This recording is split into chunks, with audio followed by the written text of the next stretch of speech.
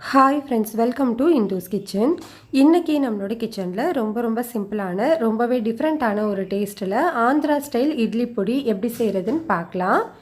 இந்த இட்லி பொடி கண்டிப்பாக செஞ்சு பாருங்கள், டேஸ்ட் ரொம்ப சூப்பராக இருக்கும்.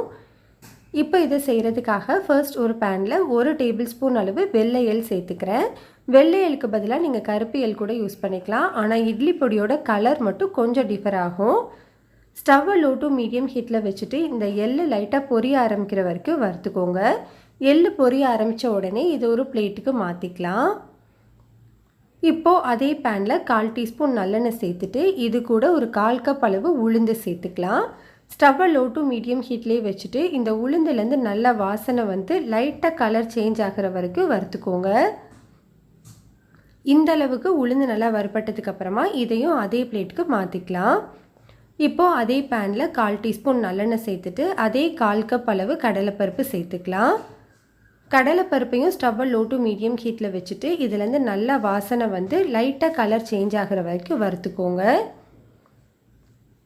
இப்போ இதெல்லாமே நல்லா வறுப்பட்டிருக்கு. இதையும் அதே பிளேட்டுக்கு மாற்றிக்கலாம்.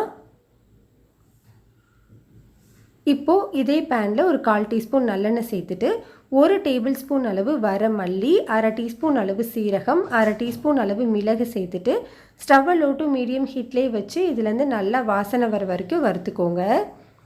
இதெல்லாமே நல்லா வாசனை வந்து வறுப்பட்டதுக்கப்புறமா இதையும் அதே பிளேட்டுக்கு மாற்றிக்கலாம். காரத்துக்கு நான் வந்து ஒரு 20 வரமிளகாய் எடுத்திருக்கேன். ஆந்திரா ஸ்டைல் இட்லி பொடின்றதுனால காரம் கொஞ்சம் அதிகமாக இருந்தால் தான் டேஸ்ட் நல்லாயிருக்கும். உங்களோட காரத்துக்கு ஏற்ற மாதிரி மிளகாயோட அளவு எடுத்துக்கோங்க. இது கூடவே ஒரு சின்ன துண்டு புளி சேர்த்துக்கலாம். புளி சேர்க்கும் போது இதுலேருந்து நல்ல ஃப்ளேவர் கிடைக்கும். இப்போ இது கூடவே இந்த இட்லி பொடிக்கு தேவையான அளவு உப்பு, ஒரு 1 டீஸ்பூன் கல்லுப்பு சேர்த்துட்டு ஸ்டவ்வை லோ டு மீடியம் ஹீட்டில் வச்சுட்டு ஒரு 2 நிமிஷத்துக்கு வறுத்துக்கலாம். இப்போ இதெல்லாமே நல்லா வறுப்பட்டுருச்சு. இதையும் அதே பிளேட்டுக்கு மாற்றிக்கலாம். இப்போ இதே பேனில் ஒரு கைப்பிடி அளவு கருவேப்பிலை சேர்த்துட்டு இது நல்லா மொறுன்னு வர வரைக்கும் வறுத்துக்கோங்க.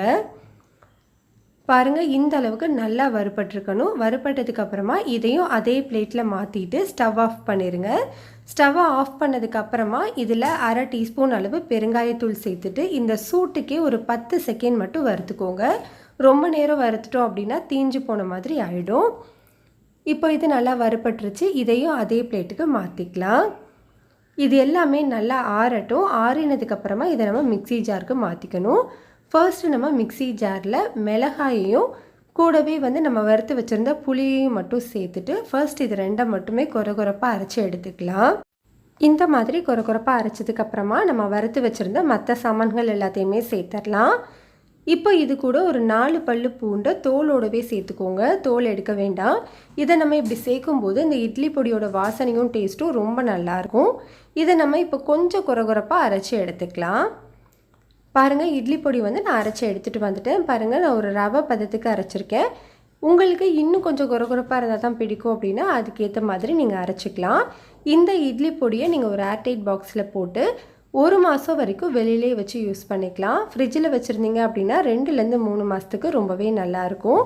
கண்டிப்பாக இந்த ஆந்திரா ஸ்டைல் இட்லி பொடியை ட்ரை பண்ணி பாருங்கள். டேஸ்ட் ரொம்ப சூப்பராக இருக்கும்.